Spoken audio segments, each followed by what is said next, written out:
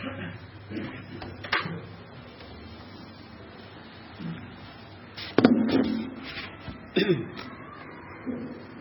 الحمد لله نحمده ونستعينه ونستغفره ونعوذ بالله من شرور أنفسنا ومن سيئات أعمالنا من يهده الله فلا مضل له ومن يضلل فلا هادي له وأشهد أن لا إله إلا الله وحده لا شريك له وأشهد أن محمدا عبده ورسوله قال الله تعالى في كتابه الكريم أعوذ بالله من الشيطان الرجيم يا أيها الذين آمنوا اتقوا الله حق تقاته ولا تموتن إلا وأنتم مسلمون وقال تعالى يا أيها الناس اتقوا ربكم الذي خلقكم من نفس واحدة وخلق منها زوجها وبث منهما رجالا كثيرا ونساء واتقوا الله الذي تساءلون به والأرحام إن الله كان عليكم رقيبا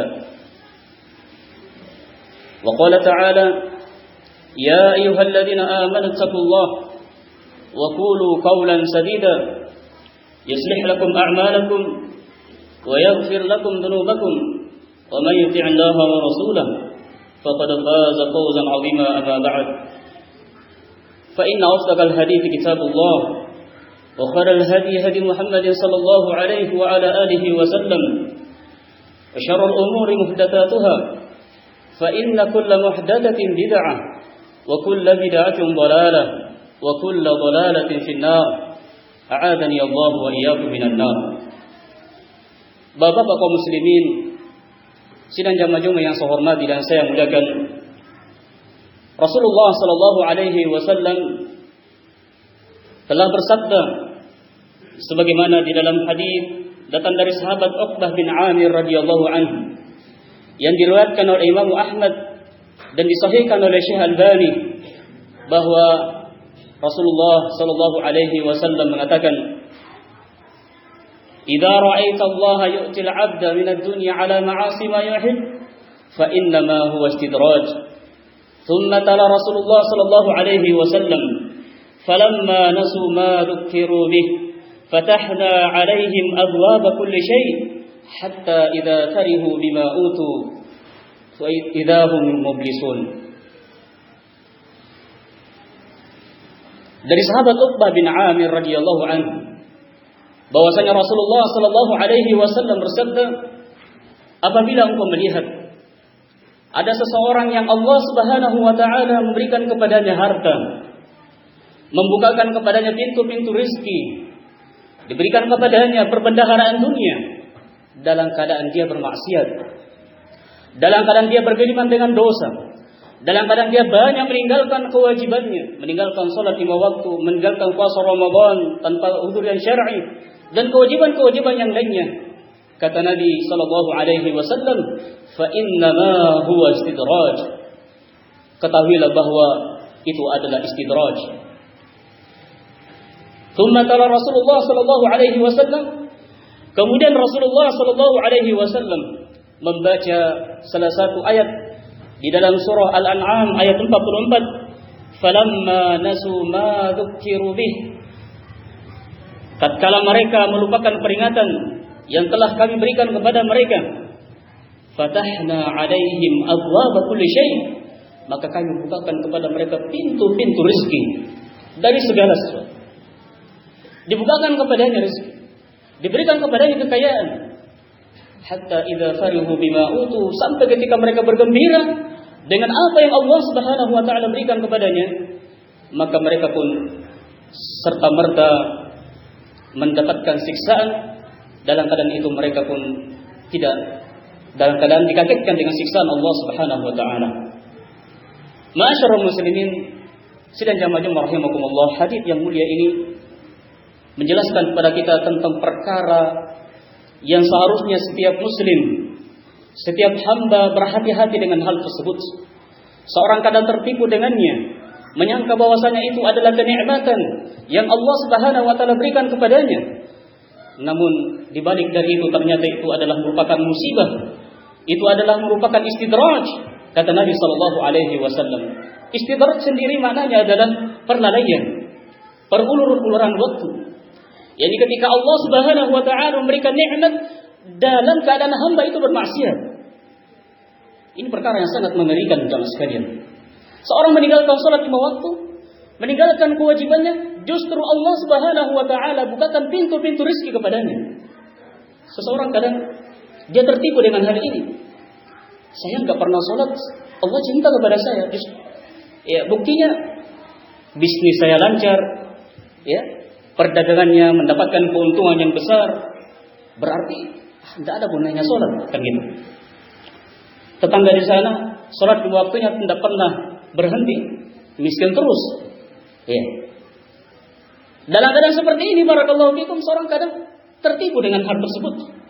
Oleh karena itu diingatkan Allah Subhanahu wa taala sebagaimana yang disebutkan oleh Nabi sallallahu alaihi wasallam dalam surah Al-An'am ayat 44. Ayat ini menjelaskan bagaimana Allah Subhanahu wa taala mengulurkan waktu kepada mereka, orang-orang yang bermaksiat.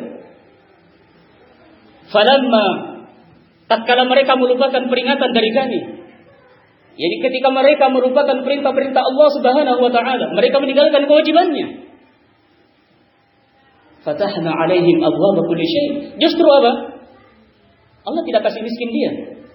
Allah Subhanahu wa taala bukakan pintu nikmat kepadanya, diberikan kekayaan kepadanya sampai ketika mereka bergembira. Bergembira dengan apa yang Allah Subhanahu wa taala berikan kepadanya. Maka dalam keadaan seperti itu, mereka pun diulurkan waktu siksaannya di dunia, kelak mereka akan mendapatkan di akhirat, dan ini adalah merupakan petaka dan musibah yang sangat besar. Ma'asyiral muslimin rahimakumullah, dengan adanya hadits ini merupakan peringatan yang sangat keras bagi setiap kaum muslimin, bagi kita seluruhnya kaum muslimin, bagi setiap hamba-hamba Allah Subhanahu wa taala, dan hendaklah kita kembalikan kepada diri kita masing-masing. Dalam keadaan bagaimana kita Allah Subhanahu wa taala memberikan nikmat. Ketika Allah Subhanahu wa taala memberikan rezeki kepada kita, ketika Allah Subhanahu wa taala memberikan kepada kita perbendaharaan dunia, sawit berhasil, buah yang melimpah, perdagangan berhasil, dan bisnis yang lainnya, perkara-perkara yang menguntungkan yang lainnya, kita lihat bagaimana kondisi kita. Apakah kita dalam keadaan taat beribadah kepada Allah Subhanahu wa taala, atau sebaliknya justru kita diberikan nikmat tersebut dalam keadaan kita bermaksiat kepada Allah Subhanahu wa taala. Seorang ketika diberikan nikmat, dalam keadaan dia bersyukur dengan nikmat tersebut, kesyukuran yang berarti dia semakin taat beribadah kepada Allah, maka itu adalah buah dari kesyukurannya. Karena Allah Subhanahu wa taala berfirman, "La in syakartum la azidannakum." Kalau kalian bersyukur, maka pasti Allah Subhanahu wa taala akan menambah nikmatnya. Ini jaminan. Jaminan yang Allah Subhanahu wa taala akan berikan kepada hambanya. Dengan syarat apa? Kalau dia bersyukur. Syukur itu bukan hanya sekedar ucapan, alhamdulillah, mendapatkan rezeki, alhamdulillah, mendapatkan nikmat dari Allah Subhanahu wa taala. Tetapi kesyukuran itu harus terpenuhi padanya 3 perkara. Pertama, dia harus yakini bahwasanya nikmat tersebut datang dari Allah Subhanahu wa taala. Wa ma bikum min ni'matin fa min Allah. Tak satu pun nikmat yang ada pada diri kalian pasti datangnya dari Allah Subhanahu wa taala. Harus yakin. Kalau belum yakin, belum bersyukur namanya. Yakini. Apakah nampak nikmat tersebut? Wa asbagha 'alaikum ni'amahu zahiratan wa batinah. Dan Allah Subhanahu wa taala cukupkan bagi kalian, nampakkan bagi kalian, berikan kepada kalian sebuah kenikmatan. Baik itu nikmat yang nampak atau nikmat yang tersembunyi. Harus kita yakini dalam hati bahwa itu adalah dari Allah Subhanahu wa taala. Yang kedua, diucapkan di lisan. Ini yang biasa tersebar di tengah kaum muslimin. Mendapatkan nikmat, alhamdulillah, dapat rezeki lagi. Alhamdulillah, dapat BLT dari pemerintah. Alhamdulillah, dapat bonus. Alhamdulillah, dapat kenaikan gaji, dan seterusnya. Ini bagian dari kesyukuran. Tapi bukan semata-mata bentuk kesyukuran yang sempurna. Tapi dia bagian dari kesyukuran. Ucapkan nikmat tersebut. Wa amma bi ni'mati rabbika fahaddits. Dan adapun nikmat yang ada pada diri kalian, ceritakan nikmat tersebut. Ucapkan alhamdulillah, puji Allah yang telah memberikan kepada kalian nikmat. Ucapkan. Namun ingat, yang ketiga adalah puncak dari kesyukuran, manfaatkan nikmat tersebut dalam rangka beribadah kepada Allah Subhanahu wa taala. Sebagaimana yang telah dicontohkan oleh Nabi kita Rasulullah sallallahu alaihi wasallam. Dalam keadaan beliau telah mendapatkan jaminan surga, dalam keadaan beliau telah mendapatkan keutamaan yang sangat besar dari Allah Subhanahu wa taala. Bersamaan dengan itu, tidak ada seorang pun dari hamba yang mampu mengalahkan ibadahnya. Dia tidak mengatakan, saya sudah beribadah, saya sudah mendapatkan jaminan surga, kalau begitu berhenti sholat. Tersebar di sebagian kaum muslimin berpemahaman sufi. Maaf saja, sebagian dari mereka memahami kalau sudah naik ke tingkat ma'rifah itu sudah cukup, tidak perlu lagi sholat, karena berjalannya dia, duduknya dia, baringnya dia itu sudah sholat. Penyimpangan yang sangat keras. Ini penyimpangan yang sangat nyata. Kalau itu adalah bentuk dari ketakwaan kepada Allah, itu adalah bentuk dari ibadah kepada Allah Subhanahu wa taala, maka Nabi sallallahu alaihi wasallam yang paling pantas untuk berhenti beribadah. Nabi sallallahu alaihi wasallam yang paling pantas untuk berhenti melaksanakan salat. Namun beliau subhanallah tidak pernah berhenti hatta ya'tikumul maut, sampai kematian itu datang kepadanya dalam keadaan beliau semangat di dalam beribadah, karena itu adalah hakikat bentuk dari kesyukuran seorang hamba kepada Allah Subhanahu wa taala. Barakallahu li wa lakum fi al-karim wa nafa'ani wa iyyakum bima fihi min al-ayat wa zikril hakim. Taqabbalallahu minna wa minkum tilawatah innahu huwal ghafurur rahim.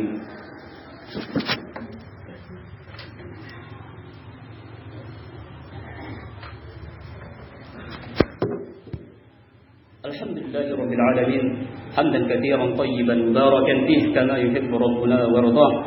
وأشهد أن لا إله إلا الله وحده لا شريك له وأشهد أن محمدا عبده ورسوله صلى الله عليه وعلى آله وصحبه ومن تبعهم بإحسان إلى الدين أما بعد. Ma'asyiral muslimin rahimakumullah. Sangat jelas perbedaannya antara kenikmatan yang Allah Subhanahu wa taala berikan dalam keadaan hamba itu bersyukur dan kenikmatan yang Allah berikan dalam keadaan hamba itu bermaksiat. Oleh karena itu, bedakan hal ini. Kesyukuran seorang hamba, buah dari kesyukuran itu Allah akan berikan tambahan nikmat, dan ini adalah merupakan keutamaan yang Allah Subhanahu wa taala berikan di dunia bagi hamba-hamba yang beriman, bagi mereka-mereka yang bersyukur, yang dengan nikmat tersebut semakin mendekatkan dia kepada Allah Subhanahu wa taala, semakin ditambah umurnya, semakin dia rajin beribadah, semakin bertambah hartanya, semakin dia semangat untuk beribadah, bukan semakin loyo, bukan semakin jauh dari masjid, ya, bukan semakin jauh dari Allah Subhanahu wa taala, tetapi kesyukuran itu adalah memanfaatkan nikmat tersebut dalam rangka beribadah kepada Allah Subhanahu wa taala.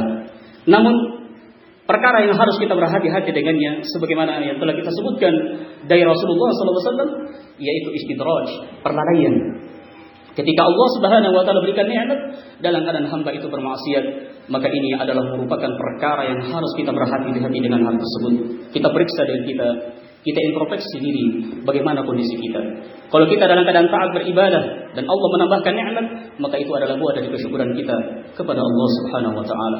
Namun kalau kita dalam keadaan bermaksiat, kita meninggalkan salat 5 waktu, kita meninggalkan kewajiban-kewajiban yang lainnya, kita durhaka kepada kedua orang tua, dalam keadaan hal tersebut justru Allah berikan nikmat kepada kita, hati-hati bahwa itu adalah pengulur-uluran waktu, kelak kita akan mendapatkan azab di akhirat, dan itu adalah musibah yang sangat besar.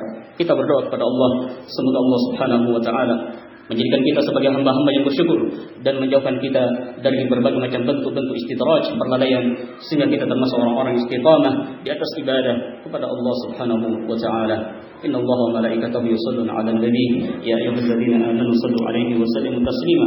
Allahumma shalli 'ala Muhammadin wa 'ala ali Muhammad kama shallaita 'ala Ibrahim wa 'ala ali Ibrahim innaka Hamidum Majid. Allahumma barik 'ala Muhammad wa 'ala ali Muhammad kama barakta 'ala Ibrahim wa 'ala ali Ibrahim innaka Hamidum Majid. اللهم اغفر للمسلمين والمسلمات والمؤمنين والمؤمنات الأحياء منهم والأموات إنك سميع قريب مجيب دعوات الهجات.